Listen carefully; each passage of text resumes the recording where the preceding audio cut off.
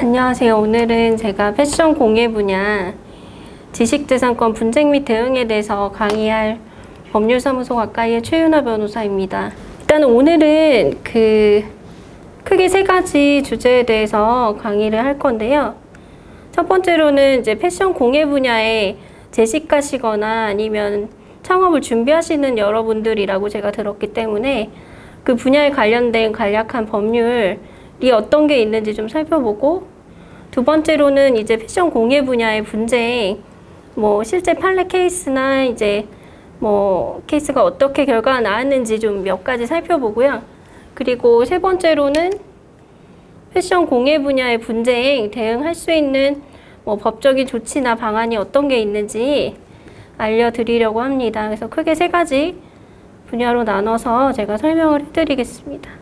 첫 번째는 패션 공예 분야에 관련된 법률이 어떤 게 있는지 설명을 해드리겠습니다. 앞서 이제 제가 커리큘럼 봤을 때 다른 변리사님께 간략히 상표 디자인법에 대해서 설명을 들으신 것 같은데, 그래도 개괄적인 개념을 알고 계셔야 이제 추후에 사례도 이해하시기 편하시기 때문에 일단은 전체적으로 한번 설명을 해드리겠습니다. 이제 그림 보시면은 앞에 이제 에르메스라는 브랜드의 왼쪽에 로고가 있고요. 오른쪽에는 이제 거기서 제일 유명한 백 디자인입니다. 그래서 왼쪽에 있는 이 그림, 그리고 에르메스 이 브랜드는 상표라고 하고요. 에르메스 로고 이 그림, 마차 타고 있는 이 그림들과 이 에르메스의 영문, 이 부분은 또 상표로 등록이 가능합니다. 우측에 있는 이 가방은 이 가방 모양만으로 외관이나 모양, 세부적인 이런 버클의 디자인들만으로도 디자인 등록이 가능하고 저작권으로도 보호가 가능하고, 디자인이나 저작권으로 등록하지 않았다 하더라도 부정경쟁 방지법이라고 해서 부정경쟁 방지법상의 부정경쟁 행위로도 보호받을 수 있습니다. 그래서 이제 여기에 나오진 않았지만 기술과 관련돼 있다면 특허로서도 보호받을 수 있기 때문에 지식재산권은 크게 이렇게 특허, 상표, 디자인, 저작권, 부정경쟁 행위로 나뉘어집니다. 그래서 개괄적인 법률을 살펴보면 이제 크게 제가 설명드렸듯이 5가지로 나뉘어지는데, 첫 번째로는 특허권이라는 이제 권리가 있는데요. 지식재산권은 큰 범주에서는 저작권까지 포함된다고 보지만 작은 범주에서는 산업재산권은 특허권에서 디자인권, 상표권까지를 이야기합니다. 그래서 특허는 쉽게 말해 기술 관련된 건데요. 새로운 기술을 개발하거나 아이디어가 생겼을 때 특허권으로 보호받을 수 있고, 특허는 특허청에 등록하실 수 있습니다. 그래서 등록하면 그때부터 특허권이 발생하고, 그리고 이제 특허권을 보호받을 수 있는 기간은 특허 출원 후, 그러니까 신청이라고 하는데요. 특허청에 특허를 신청하고 나서 20년 동안 보호받을 수 있고, 20년 후에는 대중에게 이미 공개됐기 때문에 사실 기술적인 보호 가치가 떨어졌다고 보기 때문에 대중이 누구나 사용할 수 있도록 공개합니다. 그래서 특허권은 사실 패션 공예 분야에서는 관련이 적다고 할 수 있지만, 만약에 대중에게 공개하고 싶지 않다면 굳이 특허권으로 등록하지 않고 노하우로 내부적으로 관리하고 있습니다. 그래서 모든 기술의 경우에 특허권으로 등록하는 것이 꼭 도움이 된다고 할 수만은 없고요. 디자인권 먼저 살펴보면, 디자인권은 쉽게 말해 외관의 모양이나 디자인 같은 거를 보호받는 걸 말하는데, 글자체도 역시나 디자인권으로 보호받을 수 있습니다. 그래서 색채만으로도 독특하다면 디자인으로 보호받을 수 있는데, 디자인권은 디자인 등록할 때부터 이제 권리가 발생하고, 등록하지 않으면 권리가 발생하지 않습니다. 그래서 디자인권 역시 특허청에 디자인 등록 신청을 해야 되고요. 그걸 출원한다 하는데, 이 권리를 보호받을 수 있는 기간은 디자인권 이제 출원 신청한 이후에 20년 동안, 예전에는 15년 동안만 보호를 해줬는데 특허권과 역시 똑같이 맞춰서 20년으로 늘려서 오랫동안 보호를 해줍니다. 그래서 디자인권은 웬만하면은 신청하면 등록은 이루어지고 등록 후에 분쟁이 발생하면 그때 이제 소송으로 다투는 시스템을 취하고 있기 때문에 특허보다는 등록이 쉽고 대신에 등록한 이후에 권리 보장이 뭐 완전하진 않다고 할 수 있습니다.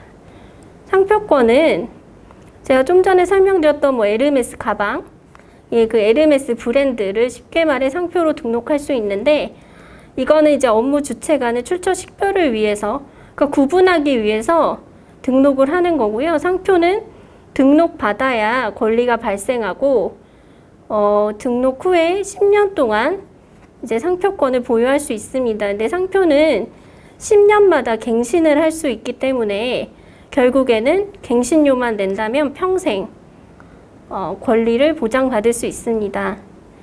그리고 이제 저작권은 미술 같은 경우에 패션 공예 분야 같은 경우에는 응용미술 저작물로 보호받을 수 있을 텐데요.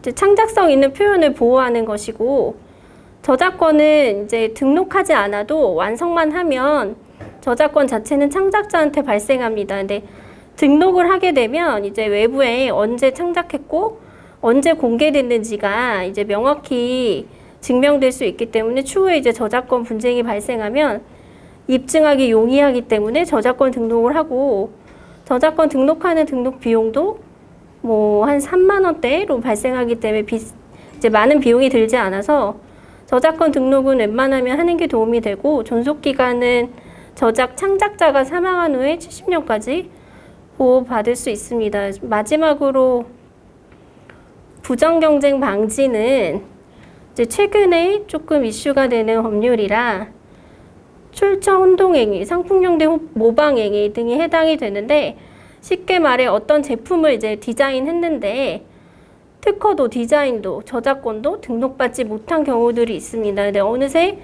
이제 제품을 팔다 보니까 다른 업체에서 이걸 따라 만들었고 그걸 판매하고 있을 때 제지할 수 있는 그런 이제 권리를 말하고요. 이거는 이제 사업을 개시한 이후부터 발생한다고 할 수 있는데 이제 제품이 이제 워낙 유행성이 빠르다 보니까 3년 정도까지만 만들고 나서 외부에 공개되고 나서 3년 정도까지만 이제 보호해 주기 때문에 누가 내가 만든 디자인이나 제품을 따라해서 출시하고 뭐 판매하고 있다고 하면 빨리 대응을 해야 이 법률로 제지할 수 있습니다. 그래서 3년이 지났다면 이제 주지저명성이라는 건 유명해져야 그래야 제지할 수 있기 때문에 아무런 권리도 등록받지 못하고 심지어 3년까지 지났다면 그러면 좀 법적으로 조치하기 좀 어려워진다고 생각하시면 될 것 같습니다. 이제 먼저 관련된 법률 중에 상표법이 뭔지에 대해서 살펴볼 건데요. 이제 앞서 보신 이 로고들이 다 상표로 등록 가능하거나 등록된 상표들입니다. 뭐 에르메스, 샤넬, 시계 상표인 스와치, 뭐 액세서리, 판도라, 이제 스포츠 용품 회사인 아디다스, 애플이 사과 모양까지도 모두 상표로 등록할 수 있고 어떤 브랜드의 이름이나 아니면 상호, 가게 이름, 회사 이름 모두 다 상표로 등록할 수 있습니다. 상표는 이제 왼쪽에 보시는 그 에르메스라는 로고를 표장이라고 하는데 표장과 이 에르메스를 이제 어느 분야에 쓸 것인가를 정해야 되는데 이제 에르메스의 가방을 만약에 만든다고 가정하면 가방을 제조하기도 하고 판매를 하기도 한다면 이제 지정 상품이라고 해서 상표는 내가 어떤 분야의 이 상표를 이 에르메스라는 이름을 쓸 것인지를 정한 다음에 제조할 거면 상품 쪽에 가방 쪽으로 그리고 판매까지 한다면 가방 도소매업까지 지정해서 그렇게 이제 등록을 받아야 되기 때문에 표장과 상품, 서비스업으로 구성된다고 말하고 있습니다. 그래서 상표가 등록이 되려면은 식별력과 이제 먼저 등록된 상표가 없어야 된다는 이제 의미가 있는데요. 식별력이라는 거는 구분이 잘 돼야 된다는 겁니다. 이제 누가 봤을 때 이 이름으로 기억할 수 있고 구분이 되는 정도의 이름이나 그림이나 뭐 도안이어야 된다는 거고요. 그리고 먼저 특허청에 등록받지 않은 상표와 그러니까 등록받은 상표와 동일하거나 유사하지 않아야 등록이 가능합니다. 제가 좀 전에 상표는 이제 지정 상품을 정한다고 했는데요. 신청한다고 해서 모든 분야에 내가 이 이름을 독점할 수 있는 게 아닙니다. 아까 이 에르메스라 하더라도 내가 가방을 만들어서 팔겠다 하면 가방을 만들어서 파는 쪽에 내가 그 상품을 등록받아야 추후에 권리로서 보호받을 수 있습니다. 그래서 상표는 상품을 이제 1개에서 45개까지 나눠가지고 업종을 좀 분류해 놨습니다. 그래서 34류까지는 이제 뭐 상품에 관련된 거고 35류부터 45류는 서비스, 뭐 판매하고 뭐 사업을 영위하는 쪽에 이렇게 분야를 나눠놔서 내가 어떤 분야를 사업을 할 건지 추후에 생각해 보시고 그 분야를 설정해서 신청을 해야 추후에 권리로 보호받으실 수 있습니다. 상표는 이게 출원이라는 게 이제 아까 제가 신청하는 거라고 말씀을 드렸는데 그 먼저 좀 빨리 신청해서 선점하는 것이 중요합니다. 사업을 이제 시작하기 전에 아니면 시작했다 하더라도 외부에 많이 알려지기 전에 상표를 출원하지 않으면 그 이름이 이제 유명해지기 전에 다른 업체가 그 이름을 따라했을 때 제지하기 어려워질 수가 있는데요. 이제 옛날 사건이긴 한데 스페누라고 아이유가 선전했던 운동화 브랜드가 있습니다. 그래서 이제 스페누는 상표를 이제 출원하지 않고 그냥 사업을 시작했고 이제 어느 정도 유명세를 이제 가지고 있었는데 소비뉴라는 상표는 원래 이제 먼저 신청했던 상표가 있었습니다. 그래서 같은 이제 신발 분야여서 겹치게 됐는데 소비뉴라는 우측에 이제 상표권자가 왼쪽에 스페누라는 운동화 상표 회사에 이제 이의 제기를 했는데 이제 후 출원된 그 스페뉴라는 상표는 먼저 출원된 소비뉴라는 상표 때문에 거절되게 됩니다. 그래서 상표 사업을 시작하기 전에 먼저 내가 시작하려는 뭐 상호나 브랜드 이름이나 디자인 뭐 이름이나 이제 먼저 등록된 것이 없는지 검색해 보는 것이 필요하고 상표권을 검색하는 그 외부에 공개된 사이트는 키프리스라는 사이트에서 상표는 검색해 보실 수 있습니다.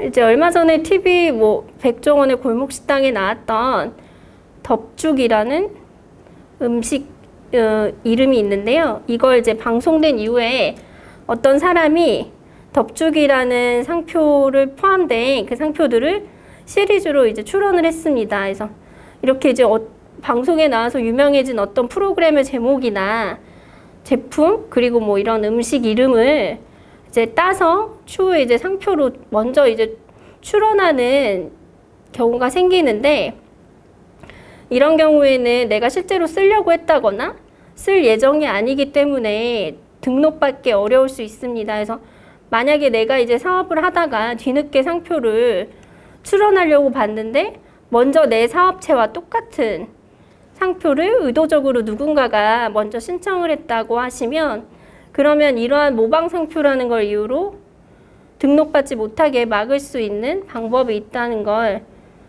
아시면 될 것 같습니다.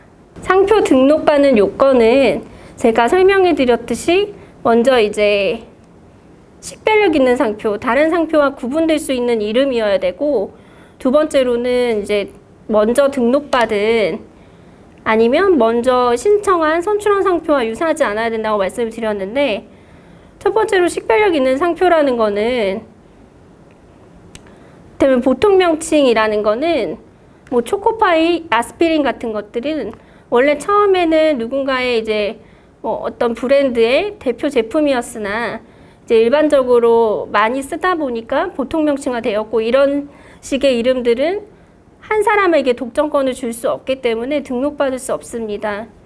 관용 표장이라는 거는 뭐 샴페인이나 요구르트 같은 것들을 이제 예를 들 수 있는데 이런 관용적인 이름들도 등록받을 수 없고 기술적 표장이라는 거는 예를 들어서 뭐 달콤한 설탕이라는 이름을 가지고 설탕 관련 제품을 만든다고 하면 등록받을 수 없습니다. 그래서 그 성질을 바로 직감하게 하는 이름을 기술적 표장이라고 하는데, 기술적 표장을 그래서 등록받을 수 없고, 뭐 현저한 지리적 명칭, 흔한성, 간단하고 흔한 표장, 보통 한 음절에서 두 음절짜리의 단어들은 등록받을 수 없을 수 있습니다.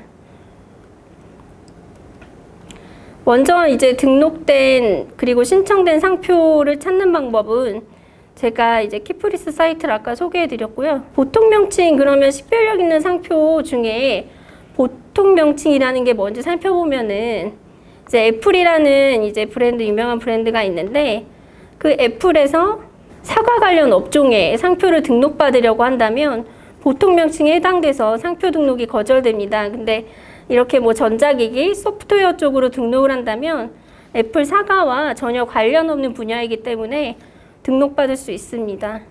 기술적 표장, 제가 좀 전에 설명해 드렸듯이 예를 들어 초당두부를 등록을 한다고 한다면 이거는 강릉 초당마을에서 생산되는 두부인 것을 바로 이름에서부터 알 수 있기 때문에 이런 이름들은 특정인에게 독점권을 줄 수 없어서 등록받을 수가 없습니다. 상표 등록받으려면 먼저 출원된 상표와 비슷하지 않아야 된다고 말씀을 드렸는데, 그럼 비슷한지 안 비슷한지 판단하는 어떤 기준이 있는지 살펴보면 기본적으로 겉으로 봤을 때 비슷한지, 발음이 비슷한지, 뜻이 비슷한지 이 세 가지를 가지고 판단을 하기 때문에 이제 지금 너무 많은 이제 상표들이 등록돼 있고 신청돼 있을 것이라서 이제 보실 때 뭐 유사한지 여부를 판단을 하기는 어렵다고 하더라도 약간의 변형만으로는 상표가 이제 비유사하다고 판단되기 좀 어렵다는 걸 알고 계셔야 될 것 같습니다. 그래서 이제 좀 뭔가 비슷한 이름인 것 같은데 애매하다고 판단이 되시면 회사의 로고나 뭐 브랜드의 로고 디자인이 있다면 한꺼번에 출원 신청을 해서 그 로고와 함께 사용하는 방법을 추천드리기도 합니다. 이제 디자인 보호법 관련 법률을 살펴볼 건데요. 이제 보이시는 휴대폰 케이스 또 디자인 보호법상의 디자인으로 등록이 가능하고, 잠바 디자인도 역시 마찬가지고 글씨체 또 디자인으로 보호받을 수 있습니다. 아래 화장품 용기 같은 것도 보호받을 수 있고, 휴대폰의 화상 디자인, 화면 자체로도 디자인 등록이 가능합니다. 디자인은 뭐 범위가 너무 이제 많아서 등록받을 수 있는 범위 자체는 굉장히 넓다고 보시면 됩니다. 디자인은 물품의 형상, 모양, 색채 결합을 얘기하는데, 그냥 좀 이제 쉽게 생각해서 기본적으로 약간의 이제 디자인적 요소가 가미되어 있다면 등록을 모두 시도할 수 있다고 생각하시면 됩니다. 그래서 신규성은 이제 디자인 등록받으려면 기존에 없던 디자인이어야 하는데, 사실 이제 그게 구분이 쉽진 않기 때문에 일단은 등록을 시도하셨다가 추후에 대응을 하시는 게 좋고요. 그리고 기능성 디자인이라고 해서 이제 누구나 생각할 수 있는 기능적인 어떤 디자인은 등록을 받을 수 없는데, 우측에 베개라고 가정을 하면 베개는 어쩔 수 없이 베개 위에서 이제 납작한 모양의 네모 아니면 둥그런 모양의 그런 형상을 갖출 수밖에 없는데, 기본적으로 그런 일반적인 형상은 등록이 되지 않는다는 거고, 그 부분에서 이제 뭐 목을 베는 부분을 약간은 변형을 했다거나 뭐 끝부분에 베개 디자인을 좀 변형을 했다거나 하면은 유사하지 않은 디자인이 될 수 있어서 등록이 가능하다는 그런 의미입니다. 디자인은 제가 아까 빨리 등록이 가능하다고 설명해 드렸는데, 이제 디자인은 수많은 디자인이 있고 일일이 특허청에서 이 디자인과 먼저 등록받은 디자인이 비슷한지 안 비슷한지 판단하기가 쉽지가 않기 때문에 웬만하면은 빨리 등록을 해주는 경향이 있습니다. 특허는 뭐 먼저 등록받은 기술과 나중에 이제 신청한 기술이 비슷한지 여부를 면밀히 1년이 넘게 살펴보는데, 디자인은 웬만하면 빨리 등록을 시켜주는 경향이 있고, 그래서 우측에 보이는 이 7가지 경우에는 15일 만에 등록이 가능한 분야입니다. 그래서 패션 공예 분야라고 가정하면 특히 의류나 직물지 원단, 가방 잡화, 보석 장신구 분야는 빨리 등록이 가능한 분야니까 이 분야의 제품을 제조하거나 판매하신다고 하면 디자인 등록을 빨리 시도하시는 것이 좋을 것 같습니다. 이미 등록받은 다음에 뭔가 이제 유사한 디자인을 누군가가 따라해서 판매한다거나 하는 문제가 생긴다면 그때 이제 해결을 하면 될 것이라서 일단은 이제 등록을 시도하시는 것이 좋을 것 같습니다. 그 다음은 저작권법에 대해서 살펴볼 건데, 저작권법상의 저작물은 인간의 사상 또는 감정을 표현한 창작물이어야 됩니다. 그래서 외부에 표현된 실제로 이제 없던 것을 새롭게 만든 것이라면 저작물로 보호받을 수 있다고 생각하시면 됩니다. 저작권법상 보호되는 저작물은 이제 남의 것을 모방한 게 아니라 어떤 걸 베끼지만 않았다면, 스스로 만들었다면 그러면 창작성이 인정되고, 대신에 이제 누가 하더라도 같거나 비슷할 수밖에 없는 표현이라면 창조적 개성이 발현될 여지가 없는 경우라서 창작성이 인정되기 어렵다고 판단합니다. 이제 두 번째 요건이 이제 저작권법상 보호받으려면 사상이나 감정의 표현이어야 되는 건데, 쉽게 말해 아이디어 자체는 저작물로 보호가 안 된다는 의미와 같습니다. 그래서 예를 들어 드라마 시놉시스라고 가정하면 어떤 아이디어 플롯 자체는 저작권법상 보호가 안 되지만 시놉시스에 나온 그 드라마 대본 자체는 저작물로 보호된다는 의미와 같습니다. 그래서 사실 이제 저작권법상 보호가 되지 않는다 하더라도 패션 공예 분야의 디자인은 일반 부정경쟁 방지법이나 불법행위, 민사법리에 따라서 보호받을 수 있기 때문에 보호받을 수 있는 권리 중에 하나라고 생각하시면 될 것 같습니다. 좀 전에 설명해드렸던 저작권법상 아이디어는 이제 보호받지 않고 외부에 표현된 표현만 이제 보호받는다고 설명해드렸는데, 그림 보시면은 왼쪽에는 칸딘스키 작품의 이제 하나이고요. 우측은 그 작품의 아이디어를 얻어서 만든 조각상입니다. 그래서 이 경우에는, 미술의 경우에는 개개의 색상이나 이런 형상이 아이디어가 될 수 있는데, 이제 아이디어 자체를 차용한다 하더라도 이거는 저작권법상 저촉되는 행위가 아니고, 이제 만약에 아이디어를 차용한 이 표현물 자체가 유사하다면 그러면 저작권 침해가 된다는 의미이기 때문에 어쨌든 이제 아이디어 자체는 좀 보호받기 어렵다고 생각하시면 될 것 같습니다. 저작물의 종류는 보이시는 것과 같고, 패션 공예 분야에서는 이 중에서 이제 미술 저작물을 보시면 되는데, 회화나 서예, 조각, 공예, 응용 미술 저작물 모두 포함입니다. 그래서 이제 만약에 의류에 이용된 패턴이나 주얼리 디자인 같은 경우에도 저작권법으로 보호가 되는지 궁금하실 수 있는데, 결론은 가능하다는 겁니다. 좀 패턴이 좀 특이하거나 레이스 디자인이 좀 독특하다거나 한다면 디자인 등록뿐만 아니라 저작권으로도 보호받을 수 있다고 알고 계시면 될 것 같습니다.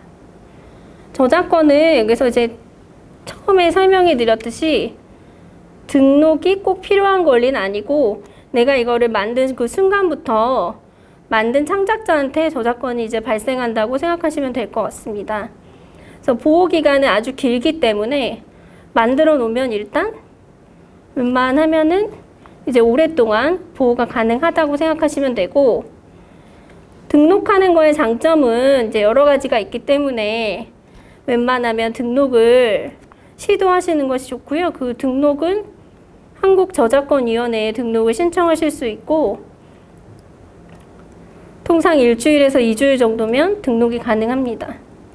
만약에 이제 제3자한테 아니면 거래처한테, 발주처한테 자신이 디자인한 제품을 보여줄 때 내 아이디어를 몰래 가져다 쓸까봐 걱정이 되신다면 비밀유지 서약서 같은 걸 작성을 하거나 디자인권 내지 저작권 등록을 하고 보여주게 되면, 만약에 그 제3자가 그 아이디어 제품을 따라할 경우에 제지를 할 수 있습니다.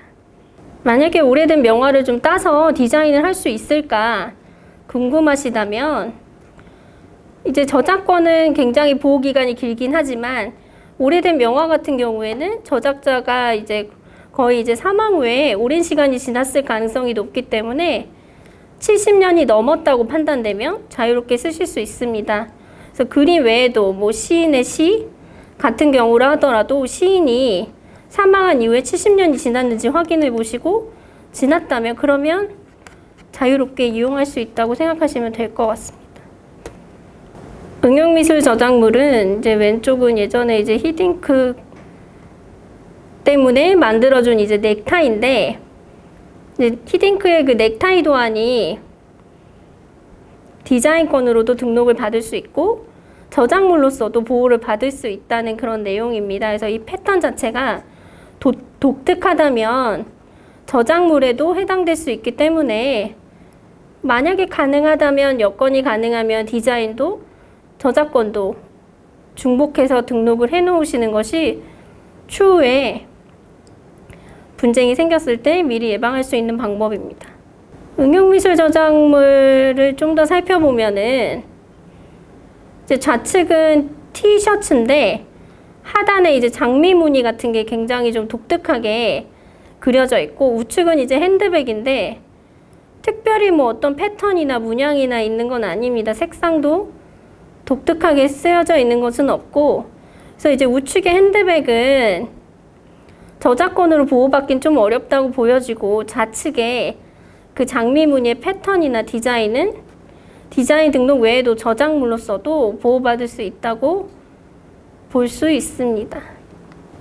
이제 마지막으로 관련 법률 중에 네 번째는 부정경쟁 방지법이라고 해서 사실 조금 복잡하긴 한데 패션 공예 분야라고 한정을 둔다면 세 가지 정도만 알고 계시면 됩니다. 그래서 만약에 조금 유명해진 상품 용기나 포장이나 상품이라면 따라 했을 때는 저작권, 디자인, 뭐 특허 등록 그 어떤 것도 해놓지 않았더라도 부정경쟁 방지법이라는 법률로 보호받으실 수 있습니다. 그래서 그리고 어떤 권리도 등록받지 못했다 하더라도 제품 출시하고 나서 3년이 되지 않은 제품 같은 경우에는 그 상품을 모방한 업체한테 이 아래 부정경쟁방지법 제2조 제1호 자목에 상품 형태 모방 행위로서 제지를 가할 수 있고 대신에 이제 3년이라는 기한을 한정했기 때문에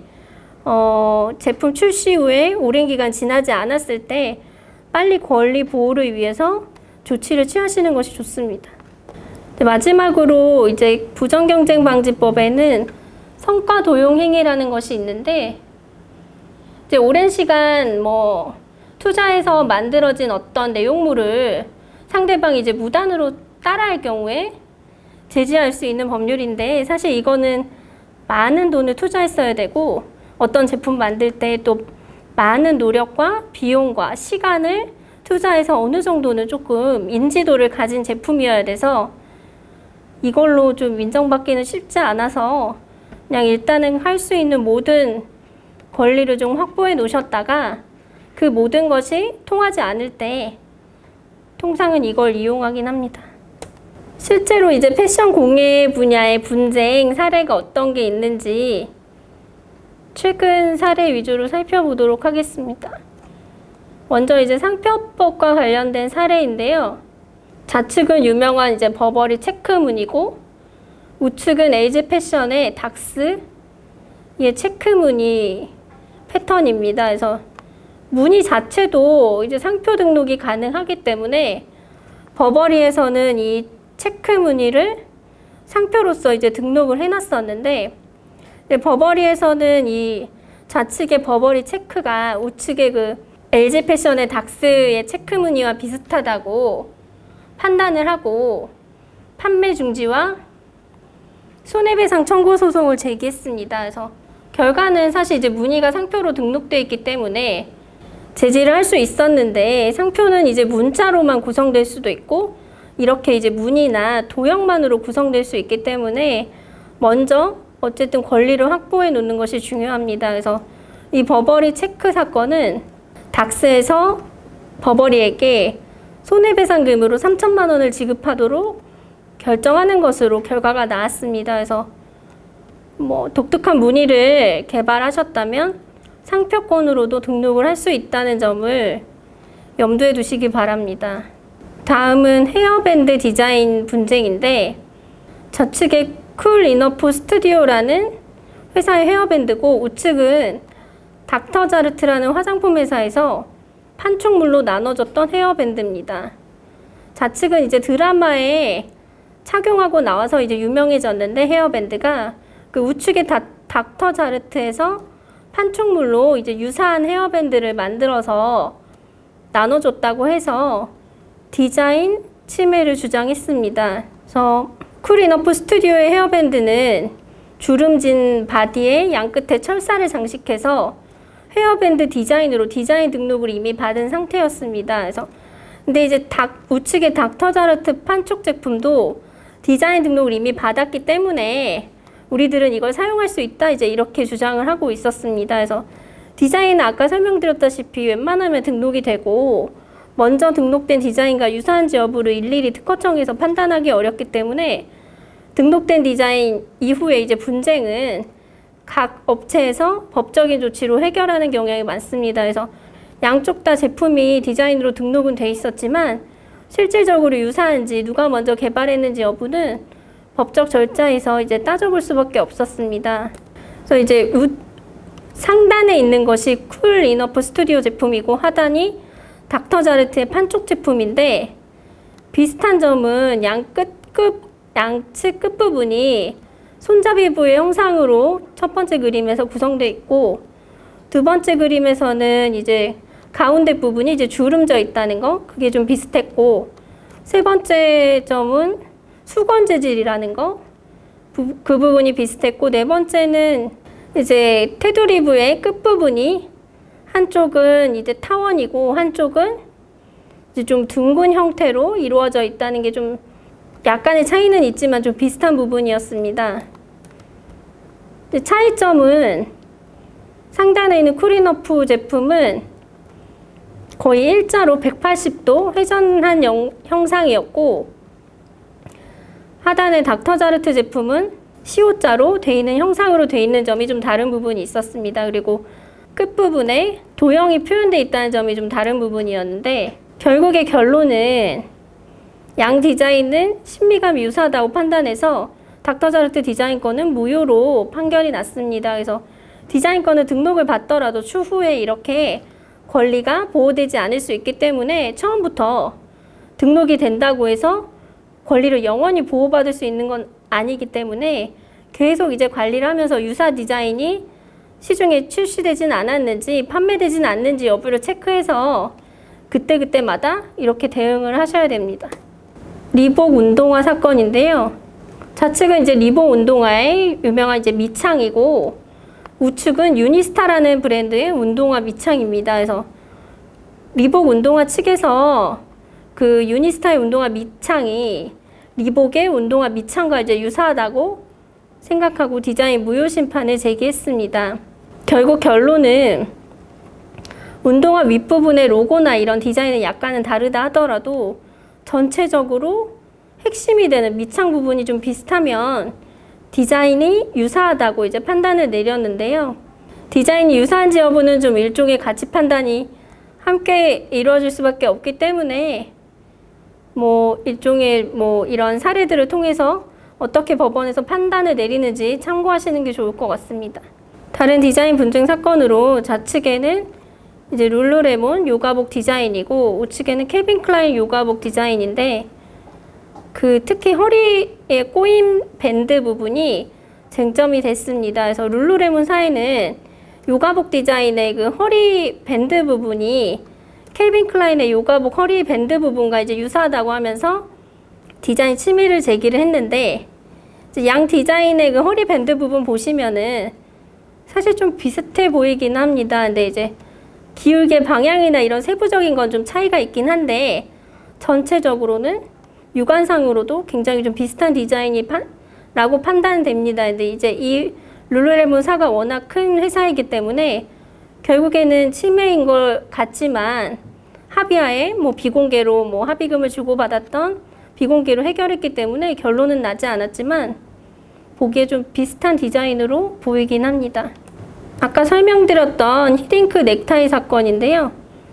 이 넥타이의 이 특이한 태극 문양의 패턴 문양이 이제 피고가 만든 태극 마크 패턴과 비슷해서 먼저 히딩크 넥타이를 제조했던 사람이 뭐 나중에 히딩크 넥타이와 유사한 디자인을 출시한 사람한테 저작권 침해로 소송을 했습니다. 근데 제 상대방은 태극 마크는 누구나 쓸 수 있는 국가적 심볼 아니냐 이런 주장을 했었는데 결국 법원에서는 넥타이 도안도 저작권에 포함되는 창작성 있는 저작물에 해당하고 유사하다고 판단을 했습니다. 그래서 이렇게 좀 독특한 패턴 같은 경우에는 디자인권으로도 등록을 받을 수 있고 저작권으로도 보호받을 수 있기 때문에 이제 개발한 제품이 어떤 권리로 등록을 받을 수 있는지 한번 고민해 보시면 좋을 것 같습니다. 부정경쟁방지법 관련 사례인데요. 좌측은 화장품이고 우측은 입술 코스메틱의 화장품입니다. 이제 부정경쟁방지법은 설명해드렸던 디자인 등록을 받지 않더라도 침해 업체한테 이제 제지할 수 있는 법률 중에 하나인데 좌측의 LG생활건강의 빌리프 화장품 회사에서 빌리품 화장품 표면 용기에 이제 성분 이름이나 뭐 성분의 함량 등을 이제 가로 막대로 표시하고 퍼센트 같은 것도 이제 표시해 놓고 했던 것들이 우측의 화장품 제품에 유사하게 이제 표시가 되어 있기 때문에 저작권 침해다 그리고 이제 부정경쟁 행위다라고 이제 주장을 했습니다. 1심 법원은 이제 침해가 아니다라고 이제 판단을 했는데요.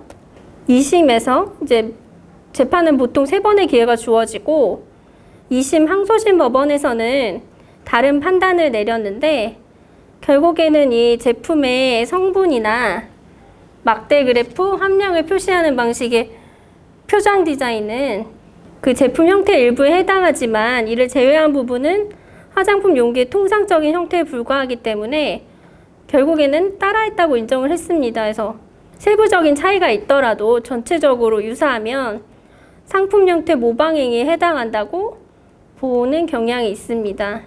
그래서 이 상품 형태 모방 행위로 보호를 받으려면 좌측의 빌리프 화장품이 출시된 지 3년이 지나지 않아야 했었는데 다행히 3년이 지나지 않았기 때문에 부정경쟁 행위로 인정을 받았고 상대 업체는 이제 만들었던 화장품도 폐기하고 포장지, 포장용지, 광고물 역시 폐기하고 손해배상 판결을 받았습니다. 그래서 상품 형태 디자인은 이제 등록을 받지 않아도 보호받을 수 있는 권리이기 때문에 내가 이제 디자인 등록을 해놓지 못한 제품이라 하더라도 다른 법률로 보호받을 수 없는지 떠올려 보시면 될 것 같습니다.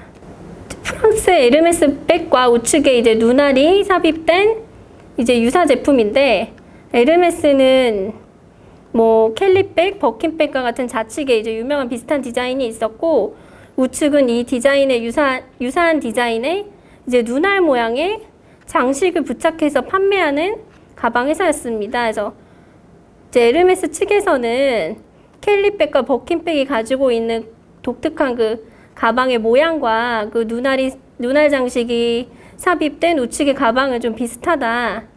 이런 식의 이제 주장을 했는데 2심에서는 이제 비슷하지 않다. 눈알 장식이 들어간 우측의 가방은 독창성이 있다라고 이제 판단을 했었는데 결국 대법원에서는 그 결과가 바뀌었습니다.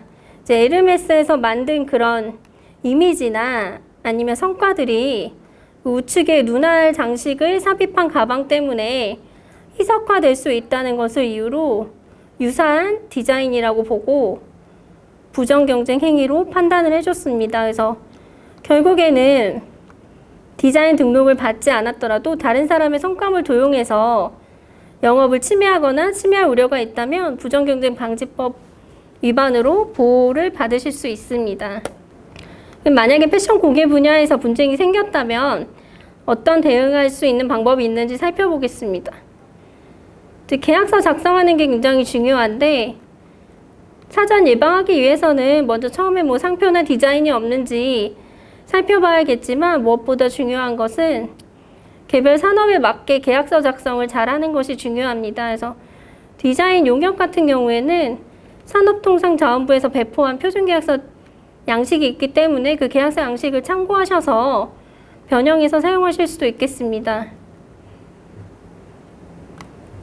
산업통상자원부에 고시된 표준계약서 양식으로 설명을 해드리는데 계약서에는 이제 먼저 이 계약서를 왜 쓰는지에 대한 이유를 작성을 합니다. 그래서 이 계약서는 어떤 내용의 계약서인지를 먼저 밝히기 때문에 이제 이 표준계약서는 디자인 용역 계약서였기 때문에 위에 이제 디자인 용역에 관련된 계약서라는 이유를 명시하는 것이고 다음에는 이제 용역 계약 금액이 얼마인지 실질적으로 계약금이나 금원을 주고받는 것들이 계약서의 핵심적인 사항이기 때문에 계약 금액이나 언제까지 지급해야 되는지 등을 기재해 놓는 것이 좋습니다.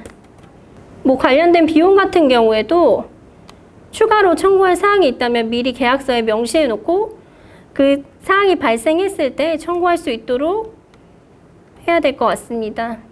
그리고 이제 용역 계약이라면 내가 어떤 범위까지 용역 업무를 진행할지에 대한 범위 부분을 명확히 기재해 놓는 것이 좋고 제시할 수 있다면 뭐 가이드라인이나 별도의 파일을 제공해서 명확히 용역 업무 범위를 확정해 놓는 것이 좋습니다.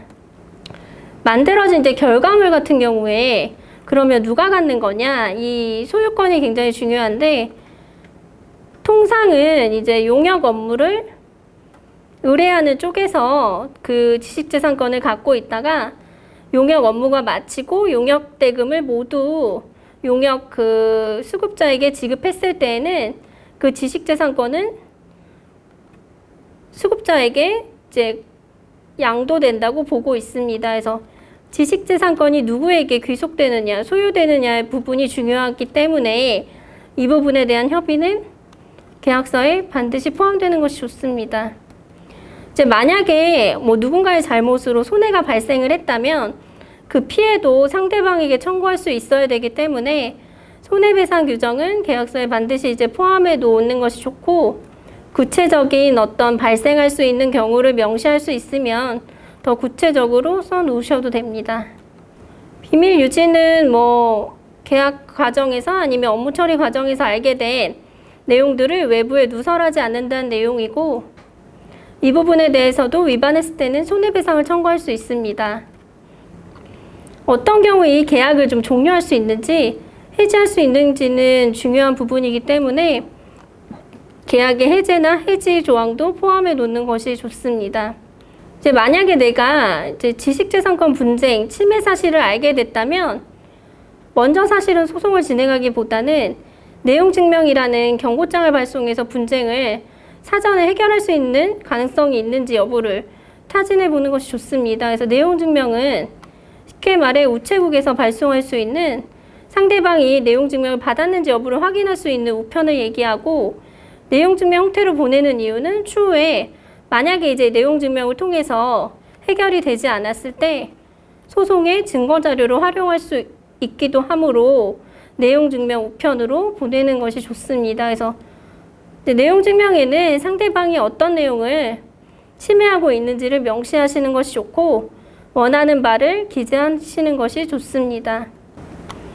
만약에 내가 이제 분쟁이나 침해 당사자가 됐다면 소송까지 가기 전에 합의할 수 있는 시간이 있기 때문에 그때 상대방 피해자와 최대한 합의하는 것이 좋습니다.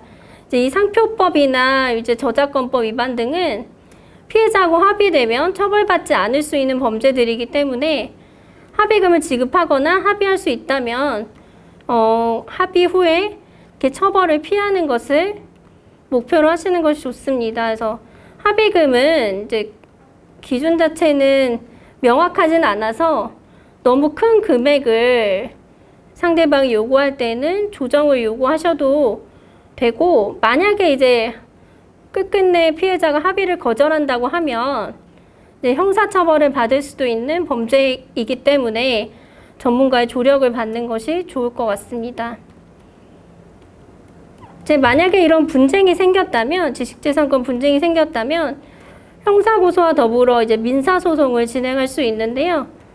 침해금지 가처분은 이제 상대방이 팔고 있는 제품을, 소송 같은 경우에는 보통 한 6개월에서 1년 이상 걸리기 때문에 유행성이 빠른 제품은 빨리 제재할 수가 없습니다. 그래서 가처분을 통해서 한두 달 안에 그 원하는 결과를 이제 얻을 수 있고, 나머지는 이제 일반 소송을 통해서 침해금지 청구나 부정경쟁이 금지 청구, 손해배상 청구 등을 제기할 수 있고요. 만약에 이제 상대방이 고의로 상표권이나 디자인권을 침해했다면 최근에는 손해액의 3배까지 배상해주는 제도가 생겼기 때문에 실질적인 손해배상 받을 수 있는 그런 방법들이 많이 좀 생겼습니다. 그래서 어쨌든 뭐 분쟁이 생겼다면 법적인 조치를 좀 고려할 필요가 있고, 형사고소 가능한 범죄들은 역시나 경찰서나 검찰청에 고소장을 제출해서 상대방의 형사처벌을 요구할 수 있습니다. 그래서 통상적으로 형사고소하는 것과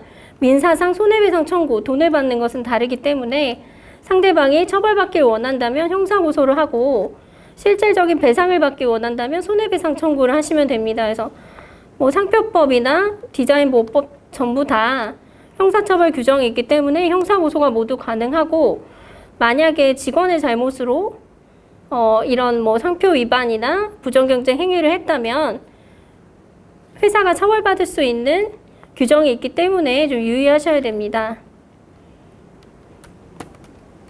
일단 오늘 강의는 여기까지 마치도록 하겠습니다.